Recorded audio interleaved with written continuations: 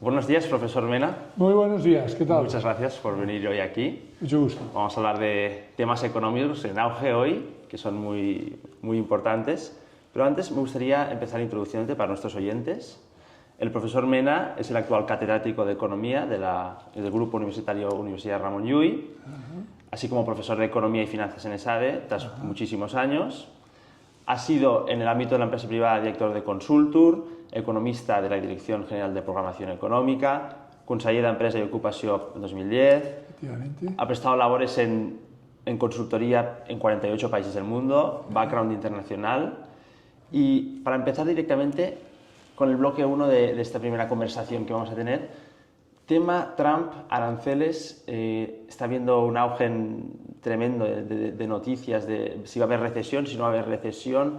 El impacto de los aranceles en clase siempre nos dicen, la teoría es que los aranceles disminuyen la riqueza de los países porque no pueden utilizar su ventaja competitiva para exportar aquello que mejor se les da. ¿Cuál es tu veredicto sobre los aranceles de Trump? Bueno, más que la teoría general del arancel, que indicaría esos resultados que comentas, yo te lo voy a referir muy concretamente en relación a la postura de Estados Unidos actualmente y por tanto de la administración Trump. Y partiría de un punto, que es el presidente Trump parte de las ideas que tenía Thomas Jefferson, el padre de la patria americana, uno de los padres de la Constitución, de los padres fundadores, que cuando se refería, hace ya mucho tiempo de esto, a las relaciones comerciales exteriores que Estados Unidos, el nuevo Estado que creaban, tendría que tener, establecía el requisito de dos cuestiones. Una, primero, que hubiera equilibrio comercial entre Estados Unidos y sus socios comerciales, terceras partes o países. Esto quiere decir que, por resumirlo, si yo te compro 100, tú me has de comprar 100. Vale. A lo largo del tiempo y más o menos con unos equilibrios intertemporales. Por tanto, equilibrio comercial. Equilibrio comercial. Y segundo elemento que establecía Thomas Jefferson y que asume en toda su política arancelaria, y casi diría política económica, la administración Trump, es el principio de la reciprocidad. Es decir, que las relaciones entre los dos socios comerciales, en palabras de Trump, sean justas en el sentido de que el marco normativo, regulatorio, sea similar o tienda a ser similar. Para entendernos, en términos modernos, podríamos decir que haya una normativa laboral y los costes laborales y una normativa medioambiental similar entre las partes que comercian. Bien, esto en Estados Unidos fue así, un equilibrio comercial con la mayor parte de sus socios, hasta que apareció China. China, y tengo que decir también algunos otros países como Alemania, porque con China muy particularmente Estados Unidos generó un déficit comercial y por cuenta corriente, no se incluyen los movimientos de capitales, un déficit por cuenta corriente, sí, muy en contra de Estados Unidos. Es decir, en la balanza de pagos de Estados Unidos, la parte del déficit por cuenta corriente fue enorme, de muchos miles de millones. Y aquí está la cuestión. Trump dice, ¿con qué países tenemos déficit comercial? Es decir, no hay equilibrio. ¿Y con qué países tenemos que exigirle reciprocidad para restaurar este equilibrio? Y ahí el primer país es sin duda China. Podemos abundar y profundizar en esa cuestión, en los porqués, porque Trump abunda en esto porque dice que además esto lo ha hecho con trampas, dice, con manipulaciones, China, podemos después entrar en esto, sí, y que además esto ha significado una transferencia de renta y de riqueza de Estados Unidos en favor de quien son sus mayores rivales en el mundo, los que le quieren sustituir como líder económico, político, tecnológico, claro, mundial, que es China. Entonces, China primero y Alemania en segundo lugar, aunque los motivos de estos déficits y las políticas que acompañan a las políticas arancelarias. Quiero complementar esta primera intervención diciendo, la teoría general del arancel en economía normalmente concluye que son negativas las consecuencias de los aranceles. Pero en el caso de Estados Unidos dice, el presidente Trump dice, yo tengo lo que queréis vosotros, que es mi mercado. Claro. Yo tengo mi mercado, 340 millones de hábitos consumidores, de productos de importación chinos, de productos de importación japoneses, de los productos de Vietnam, Nike, por ejemplo, los productos europeos, muy particularmente de Alemania, y perfumes, vinos de Francia y de Italia. Tengo, por tanto, lo que vosotros queréis, el mercado, y tengo un instrumento para revertir este déficit comercial y restablecer la reciprocidad, que es el arancel. Por tanto, concluye Trump, las guerras arancelarias son buenas y fáciles de ganar cuando estás en mi posición. Es decir, cuando tienes la sartén por el mango, tienes un mercado que tú quieres y yo tengo la posibilidad de establecer un arancel. Claro, claro, se entiende bastante bien desde este punto de vista, desde el punto de vista de Trump. Pero siempre, a nivel de estados, es bueno querer esta reciprocidad. A veces no es mejor para el consumidor americano aprovecharse de unos costes de producción más bajos de otro país e importar a un precio menor. Siempre es bueno la reciprocidad. Mira, cuando Trump no era presidente de Estados Unidos, refiriendo cuando la primera presidencia que ganó las elecciones en 2016, era un mero empresario inmobiliario de Nueva York. Él publicaba en los 5 diarios de mayor circulación de Estados Unidos, pagándolo de su bolsillo, páginas enteras en que decía: el gobierno de Washington se está equivocando. Entonces se refería mucho al gobierno demócrata del presidente Clinton. Se está equivocando con la globalización. Porque la globalización, según el presidente Clinton, ¿qué es? Pues es deslocalizar, externalizar, sacar fuera de la empresa algunas actividades, sea limpieza, servicio informático, o sea, deslocalización fabril, por ejemplo, a México o a China, deslocalizar, aprovechando los costes salariales muy inferiores que en relación a los estadounidenses existen tanto en México como en China, por lo tanto, empresas americanas se deslocalizarán allá, con costes laborales menores, elaborarán unos productos más baratos, siguiendo el argumento, una cadena global logística muy eficiente, just in time, hará que los importadores americanos puedan traer a las cadenas de montaje o a los mercados finales americanos esos productos más baratos y, por tanto, la empresa ganará más dinero, podrá pagar los salarios, podrá obtener beneficios, por tanto, a los accionistas de esa empresa distribuirá mejores dividendos y el rey, el consumidor final, el ciudadano, accederá a más bienes y más baratos. Por tanto, un juego de suma positiva. Claro, y decía Trump en estos anuncios: no es así, no es así, esto nos va a llevar al desastre, decía Trump, porque se va la industria y con ello los salarios, no solo de los ingenieros, sino de los blue collars, de la gente común, del trabajador de cuello azul de Ford y de General Motors, que a lo mejor no ha tenido estudios formativos, pero sin embargo obtiene un buen salario gracias al valor añadido que aporta a Ford, a General Motors, Detroit, todo el Rust Belt, toda la antigua manufactura estadounidense. Esos salarios se han ido. Se han ido también los proveedores, porque los proveedores eran locales, de México, en China, y por lo tanto también sus salarios. Y se ha ido con ello la capacidad innovadora de la industria. Sobre todo, la innovación viene de la industria, de la manufactura. Decía Trump, viene de otros ámbitos, pero de la manufactura. Por tanto, se ha ido el dinamismo innovador de Estados Unidos. Y se ha ido, en particular, a China, que es el país que quiere ser mi rival.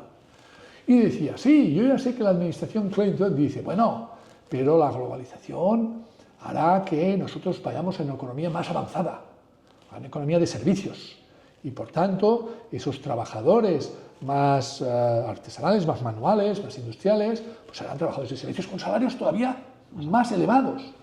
Y decía Trump en esos anuncios: sí, algún trabajador de Ford o de General Motors no dudo que acabará trabajando en Google, pero la mayoría acabarán en el desempleo, acabarán en la depresión, tendrán que cambiar de domicilio, cosa que no les cuesta mucho a los americanos, pero a lo mejor trabajando de camarero en Florida. O quizás, decía Trump, en el fentanilo, desesperado y deprimido en la droga. Trump se vanagloria de no haber probado nunca una gota de alcohol, ni haber probado nunca las drogas. Y dice: el origen de la drogadicción y el fentanilo del alcoholismo en Estados Unidos en gran parte viene de personas que han perdido su empleo y han perdido su sentido en la vida. Por tanto, después de publicar estos anuncios, declara que se va a presentar a la presidencia de Estados Unidos, visita las fábricas del entorno del Cinturón del Óxido, de los Grandes Lagos, y le dice a los trabajadores de las empresas que todavía siguen allí: ¿sabéis que vuestra empresa va a trasladar esta factoría a San Luis Potosí, o a Aguascalientes, o a Puebla, o a China? ¿Y qué les decían los trabajadores de allí en los vídeos que utilizaba Trump en su campaña? Sí, claro, como a mi padre, que trabajaba en la industria del vidrio, y la industria del vidrio de esa fábrica se fue a China. Y dice: ¿y qué hay en la fábrica donde trabajó tu padre? Y dice: nada, un solar con matojos y ratas, no hay nada, no ha quedado nada. Decía Trump: el Museo del Vidrio en Toledo, Ohio, Museo Nacional del Vidrio de Estados Unidos, todo vidrio importado de China, porque no ha quedado fábricas de vidrio. Y de ustedes les va a pasar como a su padre, y por tanto se van a quedar sin trabajo. Consecuencia: en las elecciones de 2016, pero ahora también, ahora todavía con una mayor amplitud, los tradicionales votantes demócratas, sugerido por los sindicatos de la manufactura americana, del Rust Belt, de los Grandes Lagos, se pasaron a Trump. Y Trump ganó por mayoría de delegados todos esos estados del Rust Belt. Y cree que, bueno, tiene mucho sentido como ganó en 2016, a día de hoy, con los aranceles que está proponiendo, entonces, su intención cree que es volver a traer la industria, las fábricas a Estados Unidos, o hay una intención de poner estos aranceles para poder negociar con los países y no tanto quizás traer esta industria a Estados Unidos, sino esta reciprocidad de la que hablábamos antes. ¿Cuál es su intención? Las dos cuestiones porque son perfectamente compatibles. El principio está establecido. Trump quiere manufacturing in America, made in America again, America first. Tengo que decir que en esto no hay mucha discrepancia con los demócratas hoy día. Los demócratas en Cámara de Representantes y en el Senado no votarán en contra de esto. Obviamente discrepan de las formas de Trump, de esas expresiones, comportamientos abruptos, a veces de falta de ética y de toda moral. Eso, probablemente los demócratas no van a congeniar nunca, ni a acomodar, pero sí votarán a favor de estas ideas de revitalizar la economía americana. Por tanto, el objetivo final sí es revitalizar la manufactura en Estados Unidos, es decir, la industria. Y eso ya lo está haciendo, por ejemplo, y esto, insisto, que no es solo de Trump, ya lo hizo la administración Biden con la Chips and Science Act. La Chips and Science Act, ¿qué dijo? Todos los chips que se vendan en Estados Unidos, esto viene de agosto 2023, un rato antes de Trump, con Biden. Biden lo firmó en la Casa Blanca. Todos los chips que se venden en Estados Unidos se tienen que fabricar en Estados Unidos. ¿Qué ha hecho Taiwan Semiconductor? Taiwan Semiconductor fabrica el 90% de los chips avanzados del mundo, los que se utilizan sobre todo para electrónica de consumo, los que se utilizan equipos médicos, los que se utilizan sobre todo para el F-35, el Tomahawk. El nuevo 47. Efectivamente, para el armamento, todo esto, ¿no? Estos, los chips avanzados, por estos chips de 100 nanómetros, los automóviles, por ejemplo, que esto ya se fabrican en más lugares del mundo, pero los chips avanzados, 90% Taiwan Semiconductor. Claro, Taiwán está al lado de China. China lo reclama como territorio propio. De vez en cuando hay terremotos. Hay escasez de agua, que es muy importante para la fabricación de chips. Entonces, ¿qué hizo la Chips Act? Los chips que vendas en Estados Unidos tienes que hacerlo aquí. ¿Qué ha hecho Taiwan Semiconductor? Ha construido ya 2 fábricas y están pendientes 4 más en Phoenix, Arizona. Hoy ya están saliendo chips que se venden en Estados Unidos que se fabricaban en el Hsinchu Park de Taiwan Semiconductor en Taiwán, ya se están fabricando en Phoenix, Arizona, con destino a equipos militares, a Raytheon, a Lockheed, a todas estas empresas militares, pero también a electrónica de consumo, equipos médicos, etcétera, como he comentado. Pero podríamos decir Samsung. Samsung, todos los chips que diseñaba y fabricaba, porque es diseñador y fabricador, en su planta de Hangzhou, en Corea del Sur, ahora ya, como la Chips Act le obliga, en Austin, Texas, está construyendo la fábrica. O para imprimir chips se necesitan las máquinas de ASML con litografía. Bueno, pues todas esas máquinas que se fabrican aquí en Eindhoven, en Países Bajos, ya se están construyendo fábricas para fabricar esas máquinas. Por tanto, ya viene de antes esto, pero ahora Trump lo va a hacer. Claro, efectivamente, ahora Trump ha lanzado un órdago, de unos aranceles muy elevados, ya 104% se está hablando a China, 25% a la Unión Europea. Podemos hablar por qué Trump dice que la Unión Europea trata mal a Estados Unidos y por tanto merece estas represalias o no, tal. Probablemente lo que ha hecho es lanzar un órdago y ahora va a tener cola, ya lo ha anunciado en la Casa Blanca para negociar. Los primeros que han ido, bueno, ya ha ido Netanyahu de Israel, pero esto es menor, va a ir Japón, los primeros, ministro de Comercio de Japón, etc. Y sí que efectivamente le va a decir, vamos a ver, vamos a negociar, efectivamente, ahora ya te tengo alineado, vamos a reequilibrar este déficit comercial que tengo y efectivamente vamos a establecer un calendario, y va a establecer un calendario. Mira, el arancel será primero, si te he puesto el 25, pues primero lo pondremos al 10, después al 15, después al 20, después al 25, en este calendario, si tú vas cumpliendo, quizá alargamos el calendario, quizá no. Y también podemos negociar, oye, mira, este producto lo vamos a excluir, o este tal, o este cual. Pero el objetivo es que reequilibremos el déficit comercial que tengo, reducir el déficit comercial a cero y establecer elementos de reciprocidad que no alimenten esto. Voy a explicar un caso muy concreto del cual habla mucho Trump y que en Estados Unidos se habla muchísimo de esto, muchísimo, porque va a tener consecuencias muy importantes, que es lo que se llama el de minimis. De minimis. De minimis es una expresión latina, obviamente, que se utiliza mucho en el derecho para referirse a cuestiones de menor relevancia, que no hace falta establecer un marco legal o tal, porque son cuestiones de menor relevancia. ¿A qué se refiere esto en el caso del comercio de Estados Unidos? Al comercio electrónico. En Estados Unidos entran cada día millones de paquetes, sobre todo de China, procedentes de Temu, Shein, Alibaba. Cada americano tiene el derecho de importar uno de estos paquetes cada día. Por tanto, 340 millones de americanos importan millones cada día. Cada día. Si el paquete este tiene un importe inferior a $800, no tiene que pagar ningún arancel, ningún impuesto por entrar en Estados Unidos, no hay inspección aduanera, es una cuestión menor. Trump ha puesto el ojo ahí. ¿Por qué? Primero porque piensa que ahí dentro probablemente puede venir fentanilo. Fentanilo se produce por una empresa farmacéutica china y por tanto que puede ser que por ahí no hay inspección de ningún tipo aduanera, encima no se tiene que liquidar ningún impuesto, pues entra en Estados Unidos cada día millones y millones de paquetes. Esto siempre y cuando el precio del paquete sea inferior a $800. En China, este de minimis son $10. Y en muchos países del mundo son 50 hasta $155. Por tanto, no hay reciprocidad. No.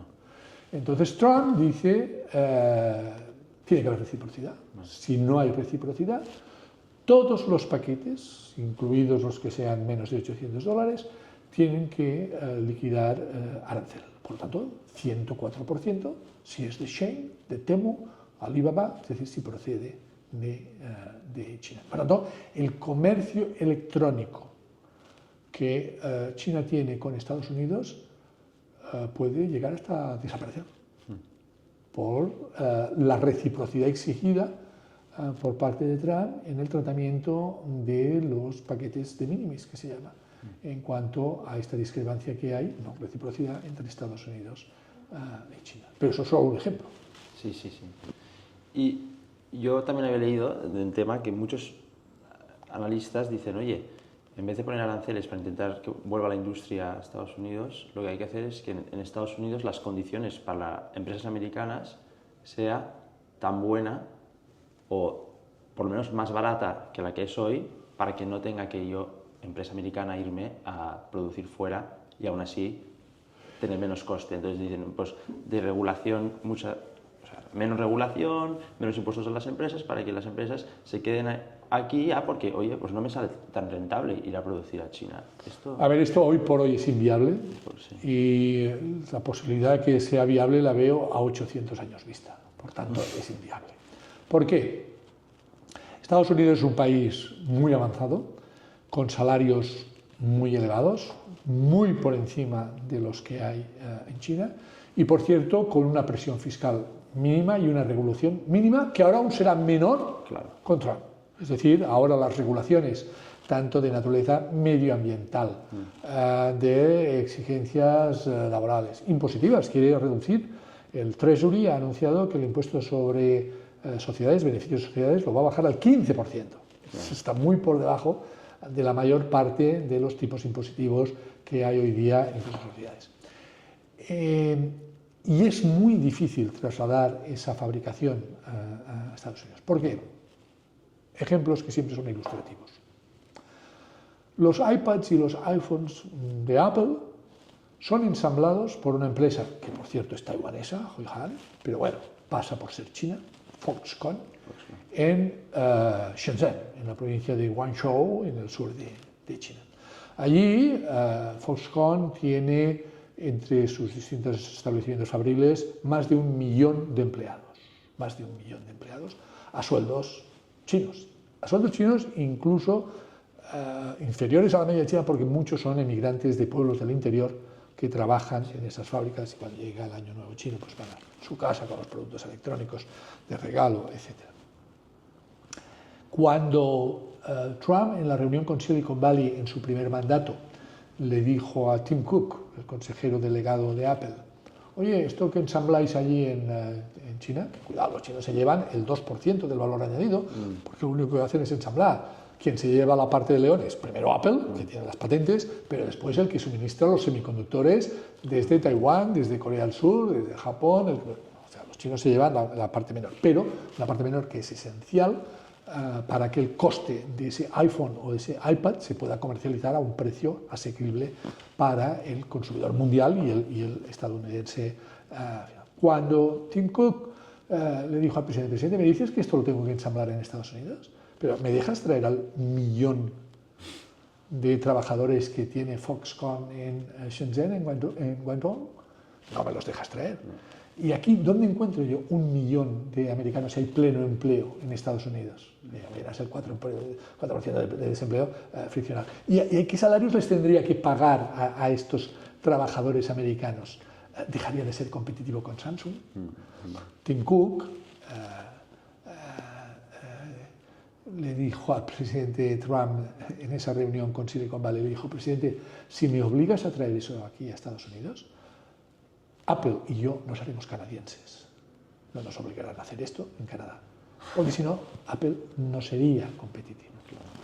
¿Qué está haciendo Estados Unidos? Más viene de la presidencia Biden que no de Trump, pero ahora Trump también se va a poner en esto. ¿Qué le ha dicho a Foxconn, una empresa que por cierto ahora se ha hecho una alianza estratégica con Nvidia, la mayor empresa diseñadora de chips de alta generación, los que fabrica Taiwan Semiconductor? ¿Qué le ha dicho? Oye, coge los bártulos y vete a India. No vas a venir a Estados Unidos porque Estados Unidos no sería competitivo, no puedo bajar la presión impositiva, no puedo bajar las regulaciones, no hay vías, no hay margen para eso. Vete a la India, ¿de acuerdo? Y entonces, por lo menos a mi rival, al que me quiere quitar el puesto como líder tecnológico, económico y político del mundo, ahí sí le vamos a quitar actividad, aparte de otras medidas que están tomando, como el arancelario del 50%. Por tanto, vete a la India, que son más amigos, que no es nuestro rival en el liderazgo mundial. Por tanto, esa posibilidad de que haya esa actividad que se vaya allí no es viable. Lo que sí va a ser viable es que, por ejemplo, empresas del automóvil alemanas que exportan desde Alemania, Mercedes, un Audi, un BMW, que se venden de forma muy extendida en Estados Unidos. Hay que recordar que Trump le dijo aquello a la canciller Merkel, ¿no? Le dijo, cuando paseo por la Quinta Avenida de Nueva York, veo un Mercedes, un Audi, un BMW en la puerta de cada casa. Voy a Alemania y cualquier land que visite no veo ni un solo Chevrolet. No nos compráis coches, ¿no? Después podemos argumentar más sobre esto de la manía que tiene Trump a que la Unión Europea se creó para fastidiar a Estados Unidos. Entonces, esas fábricas que ya, alemanas, que ahora lo hacen con componentes a lo mejor fabricados en España, en España tenemos una industria de componentes del automóvil excepcional, Gestam, tenemos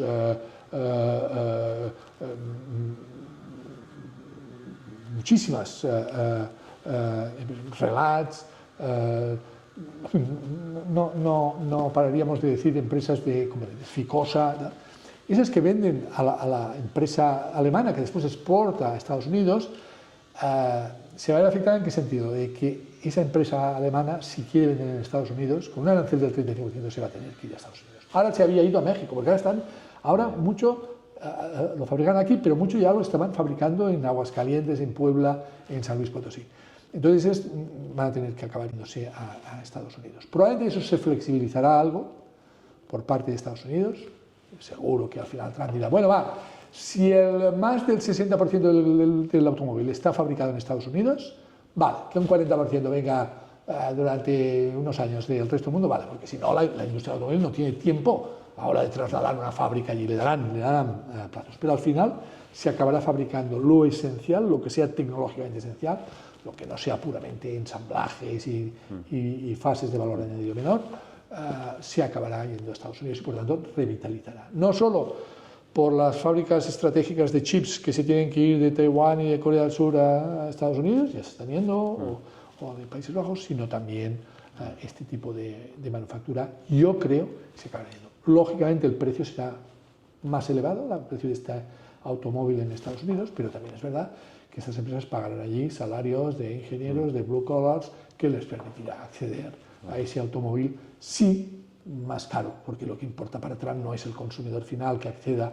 a un coche más barato que viene de Corea del Sur o de China, sino que tenga su salario y que pueda acceder a la compra, sea de un Ford, sea de General Motors, o sea de un coche coreano o un coche europeo, si se ha fabricado en Estados Unidos. Porque Trump en este sentido no es como China o como Brasil o como la India, de intentar atender la demanda doméstica con empresas propias en territorio propio, ¿no? Quiere que fabriquen.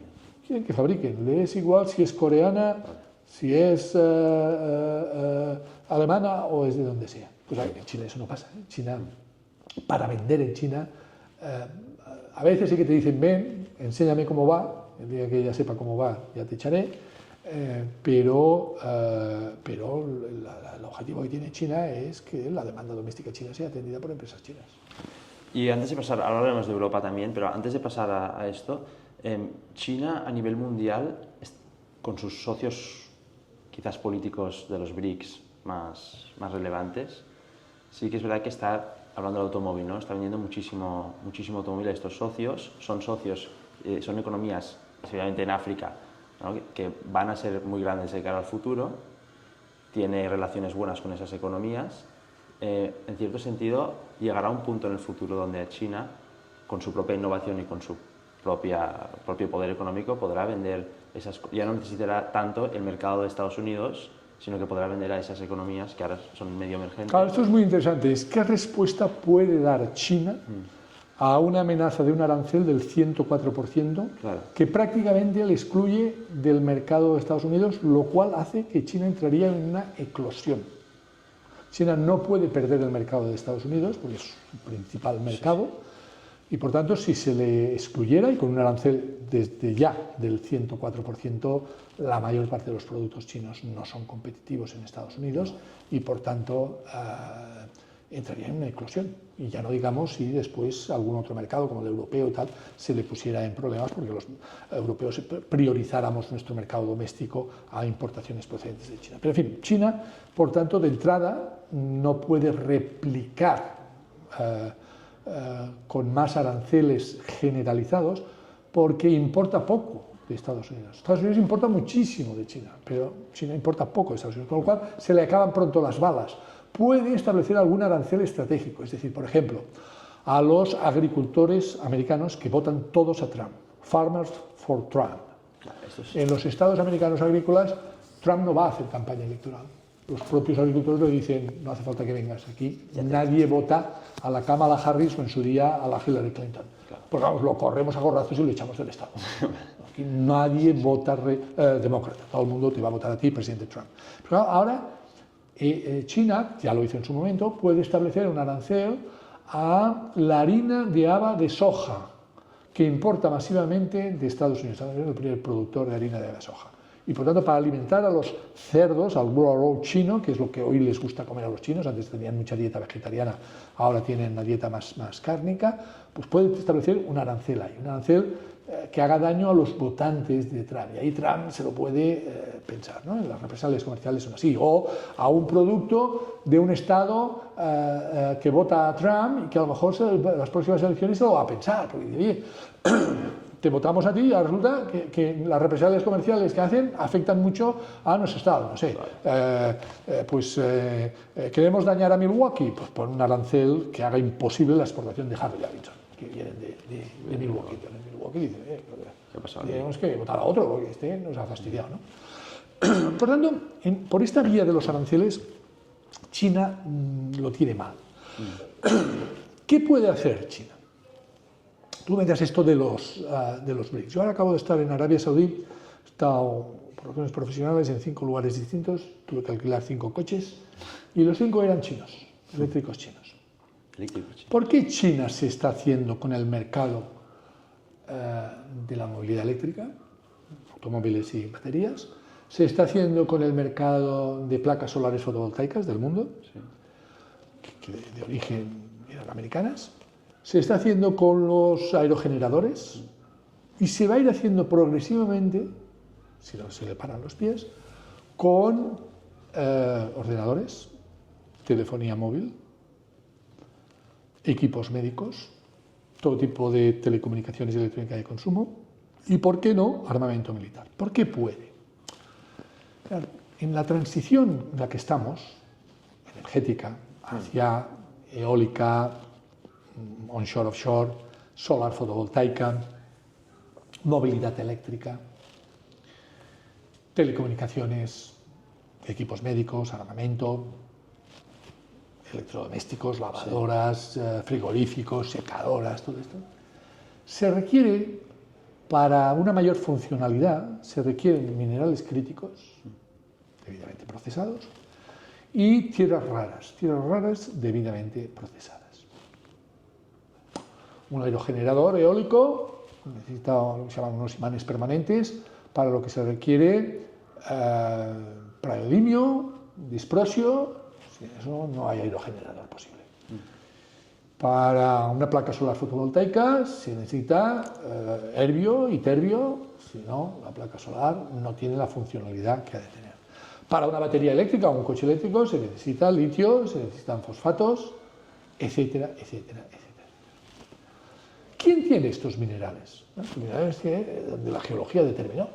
La mayor parte del cobalto pues está en Katanga, en República Democrática del Congo. Ahí está el 90% del cobalto.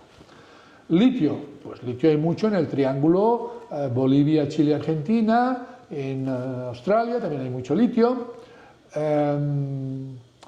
Cobre, mucho en Chile.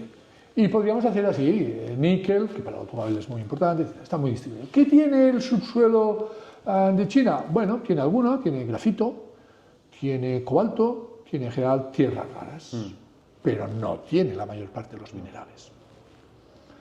Pero claro, los minerales están bajo tierra, hay que extraerlos. Eso normalmente genera bastante contaminación en la minería tradicional, ahora cada vez hay más minería responsable.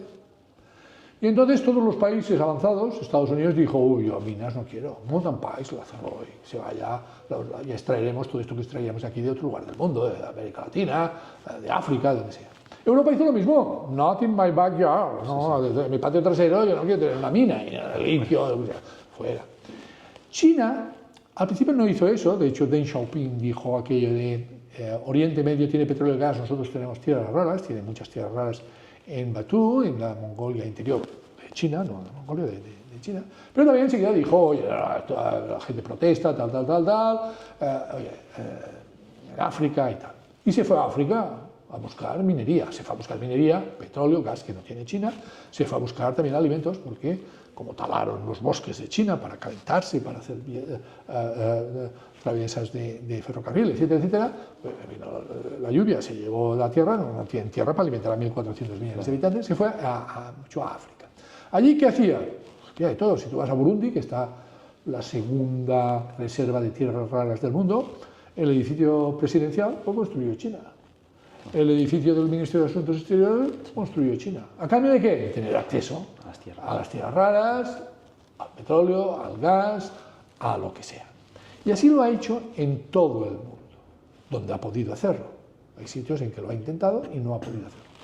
A veces directamente, comprando directamente, a veces comprando indirectamente. Por ejemplo, mucho del cobalto de República Democrática del Congo lo compra Glencore. Glencore es una empresa suiza, suiza, que lógicamente tiene que dar muchísimo dinero a guerrillas y da para sacar el cobalto allí. Si no sacara el cobalto allí, no tendríamos la sociedad del bienestar con todas las telecomunicaciones, elementos de seguridad, etcétera, etcétera, que tenemos, ¿no? Glencore, por cierto, en Suiza, estos sobornos son deducibles en la declaración fiscal, sí, porque son gastos de operación y son imprescindibles. Todos sabemos que al final esos son sobornos que acaban comprando, si son grupos guerrilleros, armas y tal. Bien, pues China va a Glencore y se lo compra.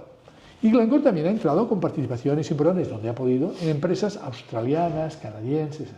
Es decir, que China tiene buena parte del upstream minero del mundo. Donde sea del mundo, donde le han dejado, donde ha podido. Pero claro, para que eso sea utilizable, en aerogeneradores, en placas solares, en electrónica de consumo, en telecomunicaciones, en armamento, en equipos médicos, en juguetes, todo lo que se utiliza, minerales críticos y tierras raras, eso se ha de procesar. Igual que el salmón se pesca en Noruega, se pesca en Alaska, pero se lleva a China, en unos pueblecitos de la costa china, unas señoras le quitan las espinas, lo empaquetan, va en containers otra vez y aparece en nuestra mesa de casa o en la mesa del restaurante donde vamos o en el supermercado donde lo vamos a comprar. Pues igual con las minerales críticos y tierras raras, eso se procesa. Y ese procesamiento hoy está controlado, no voy a decir 100%, porque en algunos casos es el 100%, pero hay en otros minerales críticos que no es el 100%, pero en su mayoría está controlado por China. China hoy controla el cobre, el litio, el cobalto, tierras raras, todas las que quieras, son 17, es decir, he dicho el disprosio, el palladiumio, el terbio, el iterbio, todas estas lo controla China. Es mejor procesarlas que tener las minas, ¿no? Bueno, tiene las dos cosas. Porque las minas estarán donde estarán, pero son suyas. Bueno, sí, o por lo menos tiene un contrato de largo plazo de compra de ese mineral y paga a buen precio. Claro. Obviamente a China no le importa si hay trabajo infantil, si hay explotación laboral o si hay contaminación. De hecho, tengo que decir que Estados Unidos y Europa también somos hipócritas porque tampoco nos importa mucho. A veces hay alguna ONG que, en la mina de no sé qué, que nosotros al final compramos aquello, hay trabajo infantil, pero aquello se diluye en las sedes de comunicación. ¿No? Pero China, desde luego, su sistema de valores no se inmiscuye en estas cuestiones, mira para otro lado. Bien, entonces, ¿qué ocurre? Que China ahora, por tanto, tiene una ventaja competitiva, que es el mineral crítico, la tierra rara procesada. Por tanto, solo ha tenido que dar un paso más y empezar a tener empresas que produzcan automóviles eléctricos, baterías eléctricas, aerogeneradores, placas solares fotovoltaicas, porque tiene el mineral que se necesita para darle la funcionalidad de conectividad, de resistencia a altas temperaturas, lo que permite tener la tecnología aerogeneradora eólica o solar fotovoltaica o de movilidad eléctrica de hoy día. Y eso es lo que está haciendo China. En el caso del coche eléctrico y de la batería eléctrica, prácticamente se está haciendo con el mercado global. No solo en los BRICS, allí donde puede, mercados avanzados, Europa, etcétera, ya empieza a ser el coche más vendido, BYD, en lugar de un Tesla. Y esto es una tendencia clarísima. Esto va a dar a China una capacidad estratégica enorme. ¿Por qué? Porque si es verdad que China no puede disuadir a Estados Unidos diciendo tú me pones un arancel del 35, yo te voy a responder con un arancel del 35, se le acaban pronto las balas, importa poco de Estados Unidos aguantará, dará apoyo a sus agricultores, dará apoyo a no sé quién, aguantará y China al final se le habrá acabado las balas. Claro. Y perdería el mercado americano, que no lo puede perder. Entonces la posibilidad que tiene es empezar a utilizar estratégicamente los minerales críticos y las tierras raras. Ya lo está haciendo, ya lo ha hecho. A Japón, cuando empezó a disputar que si las islas Senkaku eran de Japón o eran de China, China dice que son suyas, le cortó el suministro de galio. Y claro, la industria japonesa se paraba en seco. Entonces, la industria japonesa tuvo que empezar a comprar galio, mucho chino, comprado por un tercero y comprárselo más caro. Sí. Pero es que esto puede pasar por razones geopolíticas porque se habla de los uigures en Xinjiang, en Urumqi. Lo estás represaliando y no sé qué. Te corto el suministro de galio o de grafito. O hablas de los tibetanos, o hablas de las protestas en Hong Kong, o hablas de las islas Spratly que se disputan con Filipinas. Pero China tiene este arma. La va a utilizar, vamos a ver, puede utilizarla ahora o en el medio plazo diciendo, no, mira, es que mi clase media empieza a consumir tanto producto electrónico y de telecomunicaciones y movilidad eléctrica que necesito esta tierra rara para mí. Las tierras raras no son muy abundantes, o relativamente abundantes, por lo tanto, no te la puedo vender a ti porque no lo necesito para mí. O puede ser que lo haga por represalia. Por ejemplo, ahora que le diga a Estados Unidos, no, yo no te voy a poner arancel, pero te corto el suministro de tierras raras. Esto es arriesgado, ¿por qué? Porque Estados Unidos lo puede contestar muy bien. Tal como tú me cortas el suministro de tierras raras, no entra ni un producto chino en Estados Unidos. Y por lo tanto, ya te he cortado. Pero como Estados Unidos no sabe si se lo va a hacer o lo va a hacer diciendo, oye, mira, sí, te lo puedo enviar, pero mira, resulta que no estoy extrayendo tanta tierra rara porque hay un problema. ¿Qué está haciendo Estados Unidos? Buscar tierras raras desesperadamente. Y ha encontrado dos fuentes de tierras raras. Bueno, la primera es reabrir sus minas, pero esto le requiere 16 años. Esto también lo está haciendo Europa.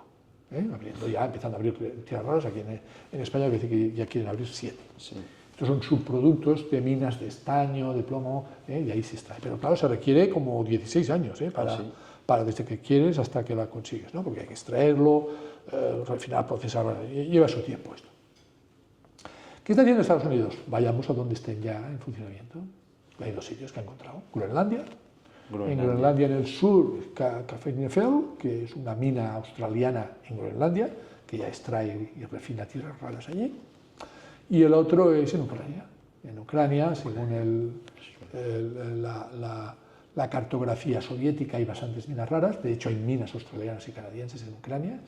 Una parte está en la zona ocupada por Rusia y por lo tanto esas mineras australianas y canadienses se han tenido que ir, pero en todo caso sabe que hay allí. Y entonces Trump ha dicho, bueno, pues quiero comprar Groenlandia y vamos a hacer un tratado con Rusia de paz en Ucrania a cambio de que yo me quedaré con las tierras raras ucranianas y los ucranianos estarán en paz. Ya veremos si perderán territorio, lo que sea. Groenlandia es más importante que las tierras raras, porque en Groenlandia con el deshielo del Ártico, aparte de los submarinos militares nucleares de Rusia que se pasean por allí, con el deshielo vendrá una ruta marítima desde Shanghái a Rotterdam en menos días que por el Océano Índico y el Canal de Suez. Allí Estados Unidos ya tiene una base militar que es una base de prealerta preventiva de misiles balísticos intercontinentales, pues si ya lanzan los chinos o los rusos contra Estados Unidos. En el norte de Groenlandia. En el norte de Groenlandia, Pitufik se llama la base, ahí hay 200, esa es base aérea, sí. Pues verán que viene el misil, pues ya está, escudo de hierro, y destruimos el misil que viene en el aire, ¿no? Sí. Por tanto, Groenlandia es muy importante estratégicamente para Estados Unidos. De hecho, la primera oferta de compra de Groenlandia por parte de Estados Unidos viene de 1865, o sea, hace mucho tiempo. Groenlandia es de Dinamarca desde 1810. Bueno, antes había sido también medio de Dinamarca porque era Noruega, Suecia y Dinamarca juntos los que la poseían, ¿no? Desde 1865. Y está más cerca de Nueva York que de Copenhague, Groenlandia. Groenlandia no se ha manifestado que quiera venderse a Estados Unidos. Estados Unidos tiene un gran interés en Groenlandia por las tierras raras y por su posición estratégica como base de alerta, de prealerta de misiles balísticos intercontinentales que pudiera lanzar China y con Ucrania también. Si esto lo consiguiera, teniendo en cuenta que tiene unas reservas, teniendo en cuenta que hay más tierras raras por ahí que están en marcha, pero Estados Unidos perdería esa debilidad estratégica que tiene frente a China en materia de suministro de minerales críticos y de tierras raras. Por lo tanto, esta es la gran baza que tiene China respecto al mundo. China podría parar el mundo si frena la exportación de minerales críticos y materias raras que no están en su subsuelo, sí, pero como las ha comprado y las refina, las procesa, tiene esa ventaja competitiva, sí, para integrarlas en una cadena de valor hacia producto final, electrónico, de telecomunicaciones, militar, etcétera, y como disuasión frente a terceros. Europa también está intentando ahora reabrir. Me gustaría entrar un poco en Europa, porque el papel de Europa, o sea, hemos hablado de temas muy importantes de la economía mundial y Europa casi ni se menciona. El papel de Europa en este contexto se posiciona con Estados Unidos en contra de China. Deberíamos estar pensando en quizás posicionarnos más con países asiáticos.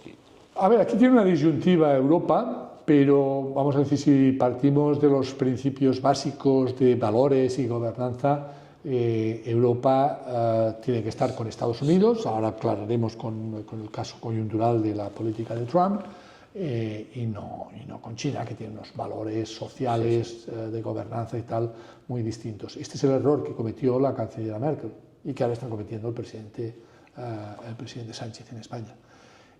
Pensar que la solución nos puede venir de China es un error completo. La canciller Merkel, que fue una gran canciller, se puso en manos de la zarpa del oso ruso, con el suministro de gas abundante por gasoducto que venía por Ucrania, hoy cerrado, Gazprom no inyecta por ahí gas, y por el Nord Stream que viene por el Báltico, hoy saboteado, por lo tanto no le llega gas. Por lo tanto, Alemania, que ya había sufrido la falta de suministro durante el COVID, no llegaban a los puertos alemanes, Hamburgo, no llegaba el suministro de chips, de materia prima y tal, no había tráfico marítimo, no admitíamos que vinieran barcos desde Ningbo, desde Shenzhen, desde puertos chinos, porque traían el COVID, ¿no? Entonces, Alemania sufrió ya ese shock, ha sufrido el shock ahora del suministro, de la falta de suministro de gas ruso. Además ellos no tienen regasificadoras, ellos como tenían ese gas abundante por gasoducto viniendo de Rusia, no construyeron regasificadoras, no tienen ni una. España tiene 7 regasificadoras. Entonces puede venir gas de donde sea del mundo, se licuefacciona, se inyecta a 160 grados negativos en un metanero, esto es más caro que un gasoducto, pero viene, lo regasificamos. Y ese gas que regasificamos a lo mejor viene de Estados Unidos, de Porto Cristi, llega aquí, licuefaccionado, lo regasificamos aquí, lo inyectamos en tubo de alta presión por parte de Nagas, pero no llega más que hasta el Rin, porque ahí se acaba el tubo. No conecta con los gasoductos europeos porque Marine Le Pen, el Front Populaire, todo esto de este partido que domina Languedoc-Roussillon y el sur de Francia, no quiere que por allí vaya un gasoducto, que a quien beneficiaría sería Alemania, porque ellos tienen energía nuclear desde los años 70. No quieren eso. Por tanto, algún día igual hay un hidroducto desde Barcelona por mar hasta Marsella, ya veremos. Bueno, esto largo me lo fiáis. Bien, la cuestión está en que en Europa, por tanto, Alemania hizo esa primera opción equivocada, la de Rusia. Le ha salido mal, también por mala suerte. Y hizo otra opción, que es que las empresas alemanas fueran a China. Alemania tiene una gran inversión en China y ahora se le está volviendo a encontrar. Y los chinos no dan puntadas sin hilo. Y por tanto, en función de que persiguen ser líderes del mundo, hegemonía global, y sin cambiar sus valores, que son contrarios a los nuestros, absolutamente, en derechos humanos, etcétera, pues no dudarán en irse haciendo con el juego del Go. Ellos no juegan a ajedrez, ellos juegan al Go, ¿no? De ir ocupando territorio, ocupando y ir acorralando al contrario, ¿no? Entonces yo ponerse en manos de China lo veo un error. Va a ser muy difícil vender en China como mercado final. Ellos no quieren que les vendamos a China, salvo algún producto que ellos no tienen, el vino y el jamón, no sé qué, ellos no tienen, ¿vale? Estas 4 cosillas así. Y en cambio ellos qué quieren hacer con nuestra industria del automóvil, con nuestra industria de batería, con nuestra industria aerogeneradora, con nuestra industria solar fotovoltaica. Por tanto, hay que ir con mucho cuidado con salir de la zarpa del oso ruso y caer en la boca del dragón chino, por mor de todo lo que nos está haciendo Trump. ¿Por qué Trump dice es que Europa se creó para fastidiar a Estados Unidos? Claro, desde la perspectiva de Estados Unidos, y hay que ponerse en la mente y en los intereses de Estados Unidos y en el bolsillo de Estados Unidos, hay multitud de motivos por los cuales Estados Unidos considera que la Unión Europea se creó para fastidiar a Estados Unidos. Vamos a hacer un relato de 5 o 6, podemos extendernos a 1000 si quieres, porque 1000 los hay, pero vamos a extendernos a 5 o 6. Estados Unidos es la primera potencia agrícola del mundo. Solo el 4% de los trabajadores de Estados Unidos trabajan en la agricultura, pero gracias a su ingente mecanización, biotecnología y tal, son excedentes enormes. Buena parte de estos excedentes los vendía en Europa y en el mundo. Pero Europa, con el Tratado de Roma, creó la política agraria comunitaria. La política agraria comunitaria creó el Fondo Europeo de Orientación y Garantía Agrícola. Con una idea: oye, estamos tratando de cuestiones que son imprescindibles de comer, más importantes incluso que la dependencia energética, y por tanto tenemos que construir un sistema agrícola y ganadero que sea autosuficiente. Es decir, que todo lo que comamos haya sido producido en Europa. Vale. ¿Y para eso qué vamos a hacer? Pues le vamos a decir a los agricultores y los ganaderos que van abandonando el campo para irse a la ciudad, que se queden o que vuelvan.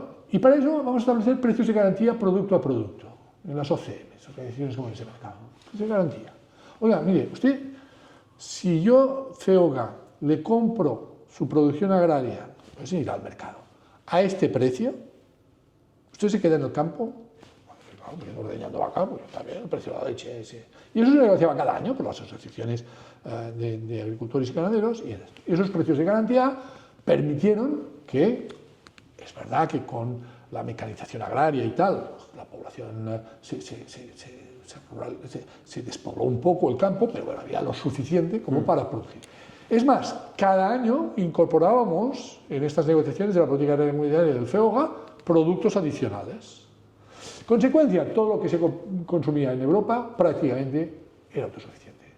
No había que irlo a importar, salvo alguna cuestión, una especialidad. Alguien quería comprar no sé qué queso, alguien quería comprar carne de Kobe, cosas menores.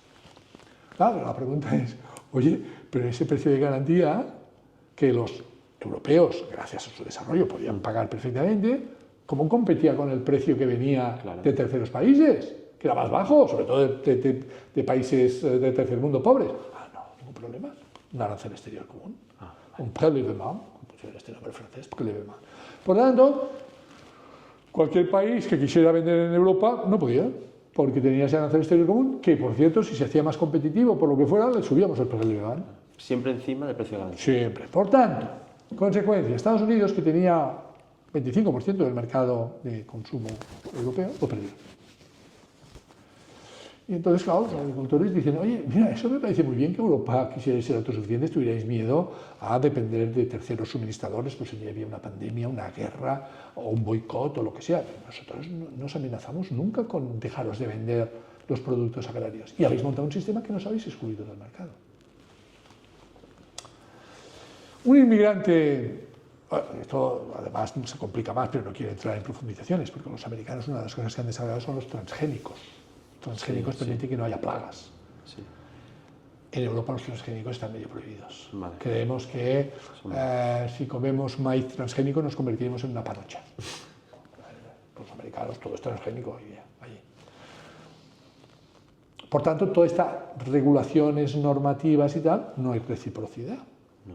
Porque yo tengo una agricultura que más o menos es libre, obviamente que hay subvenciones a la innovación tecnológica, pero hay precios de garantía y cosas de estas no hay en Estados Unidos, ni FEOGA. Y tú te has montado un sistema que muy bien, te parecerá bien a ti, pero a mí no me parece bien, porque no es recíproco. O yo utilizo transgénicos y cuando te los quiero vender me dices que no, que esto igual nos afecta y no sé qué. Un inmigrante alemán, hace más de un siglo de esto, tal Boeing, se fue a Seattle, era carpintero, y como al principio los aviones eran madera y tela, pues empezó a construir aviones. Y construyó la Boeing. Sí. Y la Boeing se hizo con el mercado mundial de aviones. Sí. Había otras empresas, pero la Boeing era la más conocida. En Europa, 4 estados miembros europeos, con dinero público, crearon una compañía de fabricación de aviones, Airbus, perdiendo mucho dinero al principio, pero al final consolidaron esa compañía y las compañías aéreas europeas dejaron de comprar Boeing y empezaron a comprar Airbus. Y no solo eso, Airbus empezó a vender Airbus en todo el mundo. En todo el mundo, sí. Eso con dinero público europeo. Pues claro, Estados Unidos decía, oye, pero esto no es competencia, porque yo soy una compañía privada. Boeing también recibía mucho dinero del Pentágono para hacer los aguas y todo esto en Seattle, ¿no? Los aviones comerciales los hacen Everett, en unas plantas que vienen al norte de Seattle. Y me has quitado el mercado de la venta de aviones Boeing en Europa y en el mundo en gran parte. Por lo tanto, has creado una institución europea, el Airbus, que se ha creado en contra de Boeing y de Estados Unidos. Claro. Los americanos son grandes productores de películas de cine, muy comerciales, Hollywood. Sí. Hollywood. Cuando viene Hollywood a vender a Europa, le dicen, cuota europea, esto es cultura, esto es excepción cultural. Esto no, es como el arte y las catedrales medievales, esto no se está en compraventa. Entonces, esto es cultura. Y en Cataluña, pues la cuota del catalán, en el País Vasco la cuota les queda. Pues, Hollywood dice, esto es un producto industrial, si los espectadores van y pagan la entrada para verlo, y si no, que no vayan. Claro. Ah, no, aquí no, aquí excepción cultural. Esto no está en el comercio. Para Hollywood, ¿qué es esto? Muy bien, tú consideras en Europa que para proteger la cultura, no tienes que, pero no me tienes que fastidiar a mí, no hay reciprocidad. Aquí no hay reciprocidad. Podríamos seguir eternamente. La protección de datos no es igual en Europa que en Estados Unidos. El caso aquel del estudiante aquel, Max Schrems, un estudiante austriaco que denunció a Facebook, porque no protegió sus datos en Estados Unidos y gente accedió a datos de ese estudiante de Derecho austriaco y el tribunal, la Corte de Justicia Europea, Luxemburgo, se denunció en contra de Facebook. Y Facebook decía, cumpliendo la normativa de Estados Unidos. Claro. Una muy importante, el IVA.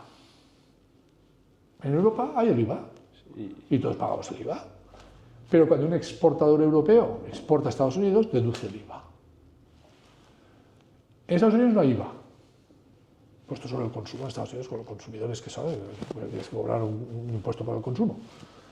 No hay IVA. Por tanto, el exportador americano, cuando exporta, como no tenía el IVA, no lo puede deducir. Con lo cual, no hay reciprocidad. No. Tienes que quitar el IVA. Sí, sí. En Europa, quitar el IVA, Dios te ayuda. Una todavía más fuerte que esto, y de difícil solución. Estados Unidos ganó la Primera Guerra Mundial. Lideró a los aliados, ganó la Primera Guerra Mundial. Justo después del desembarco en Normandía, en Baja Beach, Utah Beach, etc., el 6 de junio del año 44, convoca a todos los aliados, todos, a Bretton Woods, entre el 1 y el 22 de julio del año 44.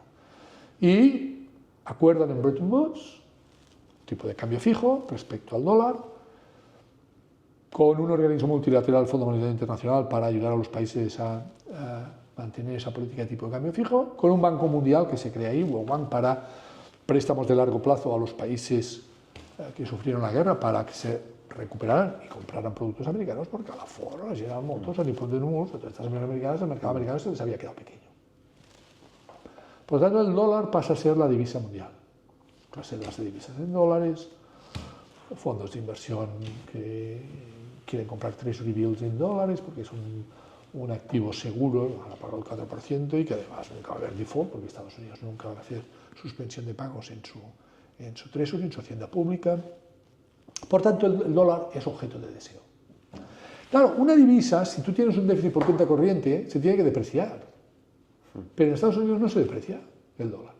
Por ese déficit por cuenta corriente tan importante generado por China, Alemania y tal. No se deprecia porque por otro lado es muy demandada como activo refugio por parte de aseguradoras, fondos de inversión, fondos soberanos y todo el mundo.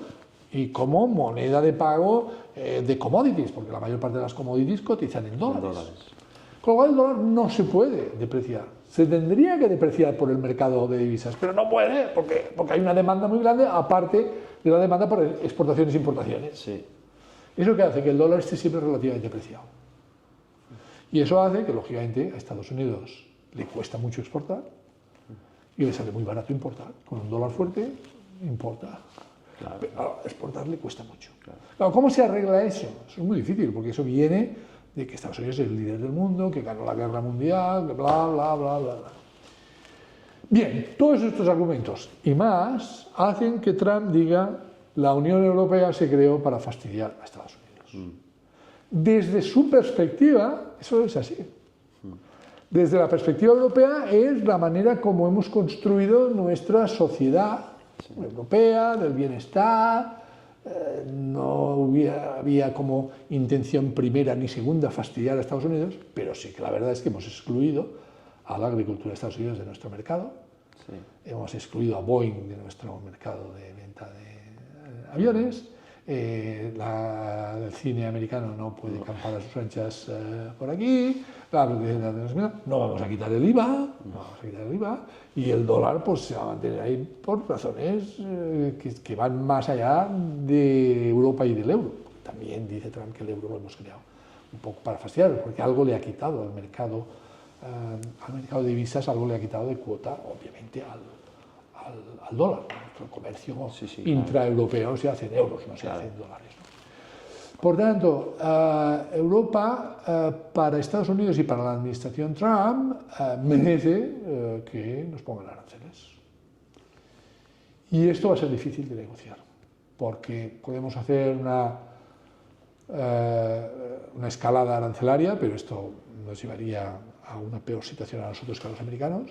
Podemos hacer alguna represalia quirúrgica, pero en el momento que hemos dicho pondremos un arancel al Bourbon de Tennessee, ya nos ha dicho Trump, si me pones un arancel al Bourbon de Tennessee, 200% de arancel al vino, no un 25%, a todo el vino europeo, 200%. Tú mismo, has dicho, al Bourbon.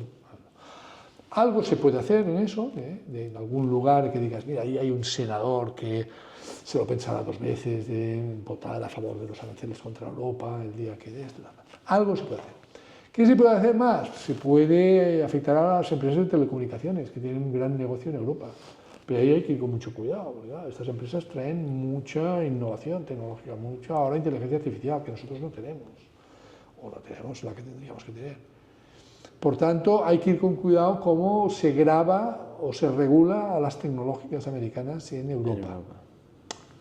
Porque ahora Trump tiene a las tecnológicas al lado suyo, no como en su primer mandato, que los odiaba, que hablaba pestes de Bezos, le decía, usted ha construido una empresa que está acabando con el comercio minorista en las ciudades de Estados Unidos, porque le da mucho de la actividad en el territorio, proveedores, comercio, cobrar salarios allí, tal, ¿no? Era mucho de esta idea, ¿no? Por tanto, podría ser, pero esto no he oído nada y no sé si se está hablando o no se puede hablar, que Europa planteará, ya que Estados Unidos no nos va a defender de Putin, que es nuestra gran amenaza en Europa, pero tiene bases militares aquí, porque las necesita para suministrar a Israel y por su estrategia global, pues decir que no puede tener bases militares en Europa, en Ramstein en Alemania, en Aviano en Italia, aquí en Rota, en Terceira en Azores, que no las puede tener. Y esto sí que le haría daño a Estados Unidos. Pero no he oído que se negocie esto. Por lo tanto, Europa no lo tiene bien para contrarrestar las amenazas del arancel de Trump. Más que ir a negociar calendarios de implementación y que entonces la industria del automóvil alemana diga, oye, mira, si me pones el arancel dentro de 4 años, si no he hecho inversiones en Estados Unidos, vale, pero no me lo pongas ahora. Me lo pones dentro de 4 años si no he hecho las inversiones. Si he hecho las inversiones, no lo pongas. Claro. Entonces ya he hecho las inversiones, allí, algún coche a lo mejor sale de aquí todavía, porque son series cortas y tal, no puedo hacer una cadena de fabricación de este modelo allí, pero como ya he invertido allí, y por lo tanto la mayor parte de los coches alemanes que se venden en Estados Unidos ya no vienen de Alemania ni de medio, se están allí, pero dame 4 años. Entonces sí que se pueden hacer negociaciones de calendarios de exclusión de productos, de que vaya a Europa y diga, oye, vale, un arancel del 25%, pero en esto porque te fastidio en no sé qué, pero en esto y esto no. Claro. Entonces sí que se pueden hacer negociaciones de calendarios de exclusión de productos. Lo que no sería bueno es que cada país fuera por su cuenta. ¿Por qué?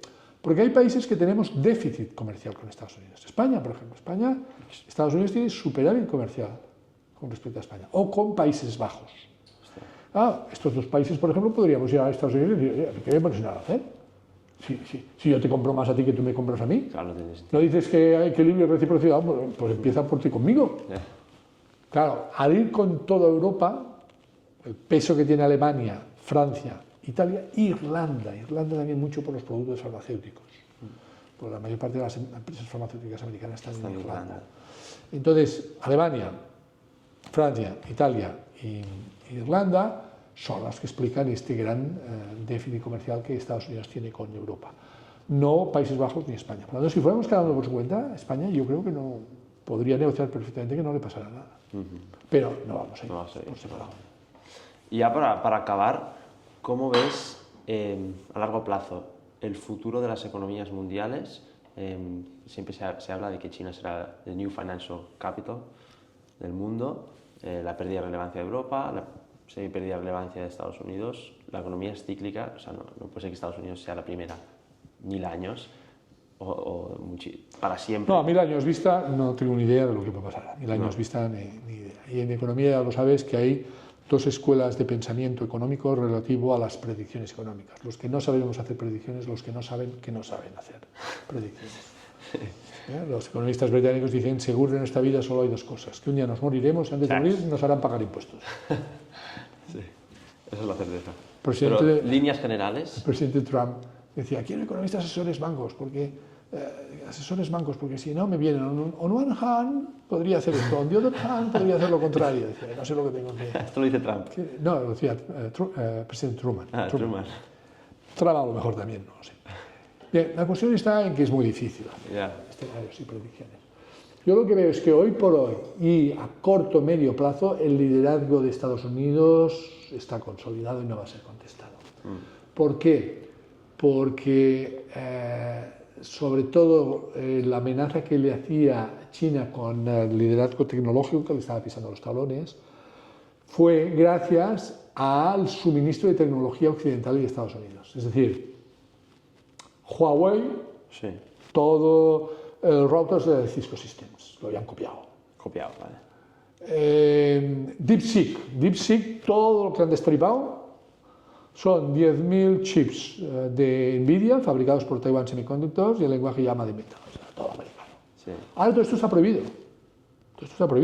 El temor que teníamos cuando apareció DeepSeek y cayó NVIDIA fue, oye, no habrán vendido chips después de la prohibición, después de la Chips Act de agosto 2023, porque si han vendido chips, porque NVIDIA es diseñador y Taiwan Semiconductor suministrador de DeepSeek tiene competidor a OpenAI. Claro, entonces, hostia, se ha destripado DeepSeek y todo es americano. Claro, todo americano de última generación antes de la prohibición. Pero ahora ya con la prohibición, Trump ha puesto $500.000 millones a SoftBank, a Oracle y a OpenAI para que desarrollen todavía nuevas fronteras en la inteligencia artificial. Y esto no hace más que avanzar a unos ritmos extraordinarios. Ejemplo. Texas Instruments es una empresa en Dallas que se había dedicado a tema de prospección petrolífera, ingeniería de prospección petrolífera, antes de la Segunda Guerra Mundial. Después de la Segunda Guerra Mundial se dedicó a electrónica de consumo. Todos tuvimos una calculadora Texas Instruments. Ahora no se ven calculadoras de Texas Instruments. ¿Qué hace Texas Instruments hoy día? Pues Texas Instruments, con sede en Dallas, hoy factura más que nunca en su historia y hoy gana más dinero que nunca en su historia con un solo cliente, el Departamento de Defensa de Estados Unidos. El Departamento de Defensa de Estados Unidos tiene $880.000 millones cada año de presupuesto. Y a través del DARPA hacen contratos con Texas Instruments, con NVIDIA, con todas las tecnologías americanas.